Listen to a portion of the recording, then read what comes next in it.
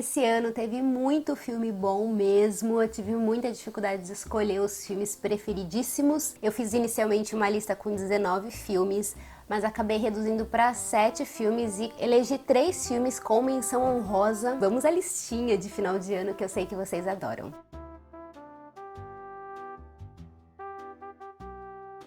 Para Brasil, tudo bem com vocês? Espero que esteja tudo muito ótimo. O meu critério para selecionar esses filmes foi o seguinte: eu selecionei aqueles filmes que, se passar de novo, eu vou assistir, se eu tiver oportunidade eu vou assistir.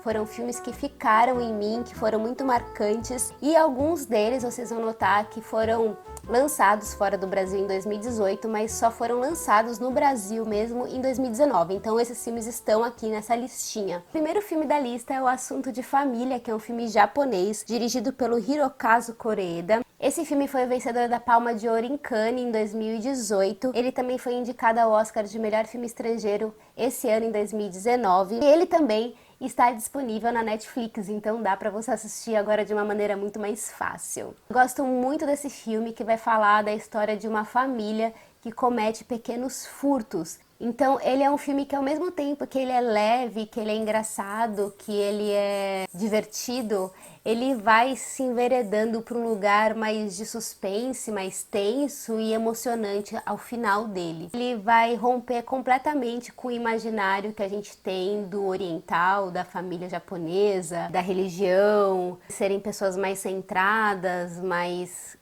introspectivas, e esse filme tem esse outro lado, que é um lado mais divertido, vamos dizer assim. Bom, pelo menos é essa visão que eu tenho da cultura japonesa. Acho que é uma visão que eu tenho muito por conta do cinema mesmo, né? Porque eu nunca fui pro Japão, não conheço muito a cultura, e eu sempre penso que quando a gente assiste filmes de outros países que a gente não conhece, a gente tem um recorte bem específico de como que é aquela realidade, que não necessariamente aquele lugar é só aquilo, né? Mas é isso que fica pra mim. O segundo filme da minha lista é o Cafarnaum, dirigido pela Nadine Labaki. A Nadine, ela é uma diretora libanesa. Ela também já dirigiu vários outros filmes que eu gosto muito, mas Cafarnaum tocou muito meu coração. Inclusive tem vídeo aqui no canal falando sobre ele, lá do comecinho do ano, vou deixar o link aqui na descrição. Eu saí do filme completamente embasbacada, chocada, chorei demais, me emocionou muito. Vai contar a história de um garotinho que ele tem mais ou menos uns 12 anos e ele é preso por matar um cara. Só que depois que ele é preso, ele vai a tribunal, a júri, e ele resolve que ele quer processar os pais por ele ter nascido. É basicamente esse o enredo da história, e aqui não tem nenhum spoiler, porque tudo isso é dito logo nos primeiros minutos de filme. Tem a interpretação desse garotinho, e ele é um daqueles atores mirins, assim, fora da média, sabe? Ele é simplesmente sensacional. Ele e um outro garotinho que é um bebê. Enfim, é um filme simplesmente muito emocionante. Ele também foi indicado ao Oscar esse ano de melhor filme estrangeiro. O terceiro filme da minha lista é No Portal da Eternidade. É um filme com a direção do Julian Schnabel. Esse filme é aquele tipo de filme contemplativo, de beleza pura, sabe? Aqueles filmes que você assiste e vê cada hora uma cena mais linda que a outra, porque a fotografia é divina. Esse filme vai contar os últimos anos de vida do Van Gogh, e ele é interpretado pelo Willem Dafoe, que é uma interpretação simplesmente sensacional. Acho que ele foi muito preterido nesse Oscar desse ano, né? Que ele foi indicado como melhor ator, mas quase não falaram do trabalho dele. Além dessa beleza contemplativa, dessa fotografia maravilhosa, esse filme é muito filmado com uma câmera subjetiva, né? Que é quando a gente vê tudo através dos olhos do Van Gogh, é muito com câmera na mão, ele desperta muitas sensações, é um filme bastante sensorial. O próximo filme dessa lista é Dor e Glória, dirigido por Pedro Almodóvar.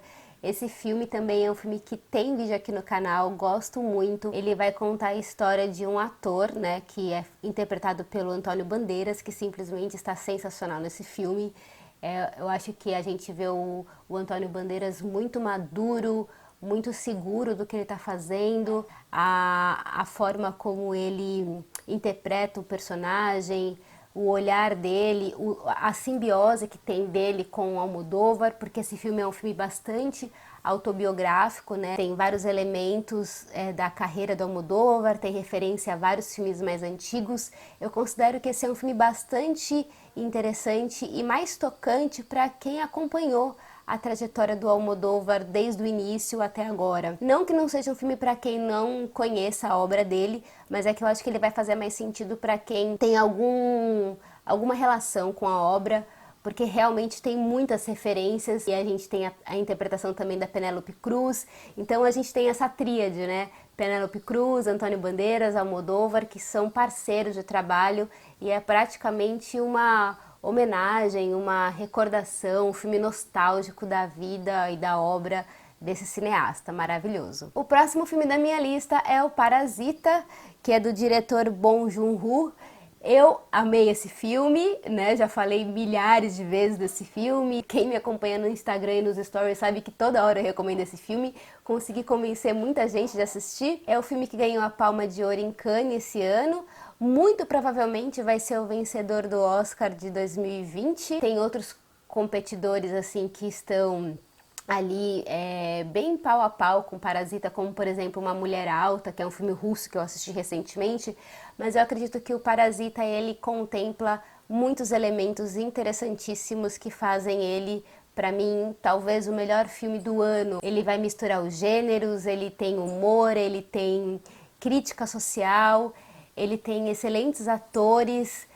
Enfim, gente, é um filmaço, tem vídeo aqui no canal, vou deixar aqui também na descrição caso vocês queiram assistir e assistam Parasita, por favor.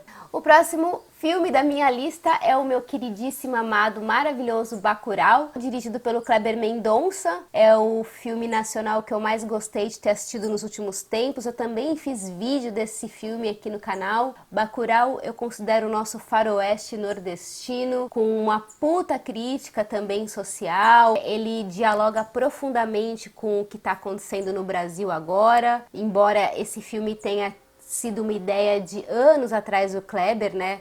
Ele demorou 10 anos para realizar esse filme, mas é como se a nossa história ela sempre girasse em torno dos mesmos problemas, né? Os nossos pontos fracos do Brasil, os nossos problemas com os políticos, a nossa questão de povo colonizado, né? É um filme absolutamente anti-imperialista, eu gosto muito. E agora todo mundo pode assistir porque ele está em várias plataformas digitais. Então se você não teve a oportunidade de assistir esse filme no cinema, agora está bem mais fácil de assistir. O próximo filme da minha lista, e é o último da minha seleção oficial, também é um filme nacional, A Vida Invisível, do Karim Aynos. Eu considero esse filme uma das coisas mais emocionantes que eu vi esse ano. Eu também fiquei extremamente emocionada. É o nosso melodrama tropical, em que a gente vai conhecer a história da Eurídice e da Guida, né, que são duas irmãs que elas se amam profundamente, elas têm uma simbiose muito grande e por um motivo que eu não vou falar qual que é, elas acabam se separando e elas passam a vida inteira tentando se encontrar. Mas para lá dessa história, dessa coluna dorsal, né, que é o norte da história, eu considero que é um filme que vai falar muito sobre a mulher, sobre a descolonização dos nossos corpos. Essa mulher que lá nos anos 50 era ainda muito reprimida e subjugada e que procurava ser independente, procurava tomar as rédeas da sua própria vida, mas não podia na maioria das vezes porque a sociedade não permitia. E é muito legal a ponte que a gente consegue fazer com os nossos tempos de agora, porque a gente vê que muita coisa mudou, mas ao mesmo tempo quase nada mudou, sabe? Era o candidato a representar o Brasil no Oscar, mas não rolou, não deu, né? Enfim, entre Bacurau e A Vida Invisível, eu achava que Bacurau tinha muito mais chances, por eu achar que o Parasita é um grande filme, e eu acho que Parasita e Bacurau, eles dialogam ali na mesma temática, na mesma crítica, no mesmo cerne, sabe? Mas enfim, gente, bola pra frente, que esse ano a gente teve muito filme nacional maravilhoso, e as minhas menções honrosas são justamente de filmes nacionais. O primeiro é o filme da Flávia Castro, chamado Deslembro, que eu cheguei a comentar sobre ele bem rapidamente no vídeo de curadoria que eu fiz, que vai contar a história de uma família na época da ditadura, e é de uma família que mora na França e eles estão retornando para o Brasil próximo à época de abertura. Eu gosto muito da forma delicada como a Flávia Castro narra essa história através do olhar da filha dessa família, que é uma adolescente, que ela vai tentar entender o que aconteceu com seu pai, que foi um preso político, é um desaparecido político. Me marcou muito a fotografia desse filme, as canções que tem nesse filme, a forma fragmentada que o texto se apropria, porque essa adolescente, ela não tem ideia do que aconteceu exatamente, ela meio que vai relembrando as coisas que aconteceram, porque quando tudo acontece ela é muito criança, então ela vai tentando lembrar desses acontecimentos.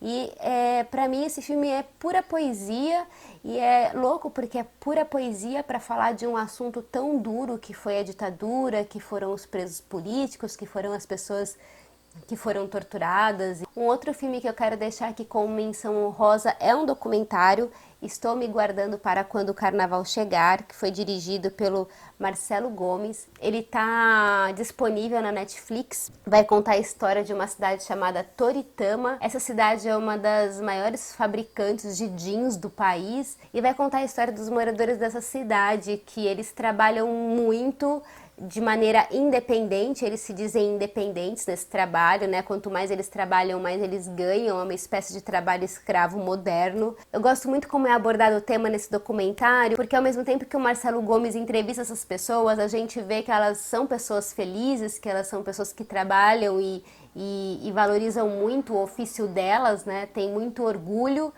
E elas passam o ano inteiro guardando dinheiro para curtir o carnaval. É uma história muito maluca, mas ao mesmo tempo, quando você vai assistindo essas entrevistas e aqueles depoimentos, você vai ficando bastante angustiado, porque você vê que, na verdade, aquelas pessoas elas estão sendo enganadas, né? Que elas não têm nenhuma independência, que elas são exploradas, então é um trabalho escravo.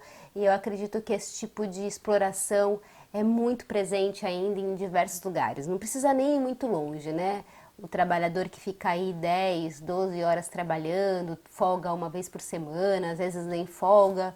Enfim, eu acredito que é um filme muito importante, um documentário muito, muito importante e muito mais real do que a gente possa imaginar às vezes, né? E a minha outra menção honrosa é uma menção honrosa um pouco diferente, porque eu não sei se você que está me assistindo aqui acompanha todos os meus vídeos, mas esse ano eu fiz um curso de cinema chamado Mulheres no Cinema, que é um curso dado pela Luísa Pécora e pela Joyce Paz. São duas mulheres incríveis que eu tive a oportunidade de conhecer pessoalmente esse ano. A Luísa tem um site chamado Mulher no Cinema e a Joyce tem um canal no YouTube chamado Cinemascope. Eu vou deixar as redes sociais delas aqui na descrição para vocês conhecerem, caso não a conheçam. Esse curso de cinema foi muito incrível, porque a gente teve a oportunidade de conhecer a história de várias mulheres que foram invisibilizadas no cinema, desde as pioneiras lá em 1800 até agora, os nossos anos de agora, século 21. E uma das diretoras que eu não conhecia e que eu fiquei muito apaixonada, e a minha menção honrosa vai principalmente para essa mulher, é a Ana Carolina, e o filme que eu assisti dela que eu mais amei e fiquei encantada pelo trabalho dela chama-se Mar de Rosas. É um filme de 1977 e se você quiser assistir, está disponível no YouTube. Eu gosto muito da estética da Ana Carolina, eu gosto muito da forma como ela escreve o roteiro, os diálogos. Ela tem uma pegada nonsense, eu acho que ela é uma diretora de muita personalidade e eu fiquei muito encantada e eu não a conhecia. Então esse curso foi fundamental para eu conhecer tantas diretoras, mulheres da história que quase não chegam às pessoas, né? Quase não chega ao grande público. Eu quero fazer um adendo que a Luísa e a Joyce provavelmente vão dar um curso igual a esse no ano que vem, se tudo der certo. Então acompanhem o trabalho delas, que é um trabalho maravilhoso e importante, que é um trabalho de resgate mesmo dessas mulheres todas que a gente nunca ouviu falar. E eu não estudei cinema, mas eu via que muitas pessoas ali ao meu redor que estudaram cinema, que tiveram essa possibilidade, que fizeram faculdade, elas mal ouvem falar nas mulheres, né? A nossa história do cinema é contada pelos homens de boné. E a Luísa falou uma coisa no curso que é maravilhosa, que o dia que as mulheres forem reconhecidas por terem feito o mesmo número de filmes medíocres que os homens, aí a gente já vai estar falando em igualdade de gênero, né? Porque a gente tem mania de falar assim, nossa, esse filme de mulher é horrível e tal. Só que assim, quantos filmes de homens, né, não são medíocres, não são fúteis e poderiam ser descartados? É nesse lugar que a gente tem que começar a discutir, né? Qual o papel da mulher negra, enfim. Gente, é isso. Espero que vocês tenham gostado dessa minha singela lista. Eu poderia passar horas aqui falando de cinema com vocês, porque é uma das coisas que eu mais gosto na minha vida. Sempre acho que eu tinha que ter feito faculdade de cinema na vida, né? Mas enfim, aqui no canal é uma forma de eu falar sobre filmes de uma maneira mais descontraída também, da maneira que eu gosto. Eu vou deixar todos os links de vídeos que tem aqui na descrição. Espero que vocês tenham gostado. Gostaria também de saber quais foram os filmes que marcaram vocês esse ano, que ficou no coração e que vocês sempre vão lembrar e vão querer rever sempre que possível. Eu agradeço demais a companhia de vocês nesse ano de 2019. Foi um imenso prazer. A gente se vê no próximo vídeo e até a próxima. Tchau!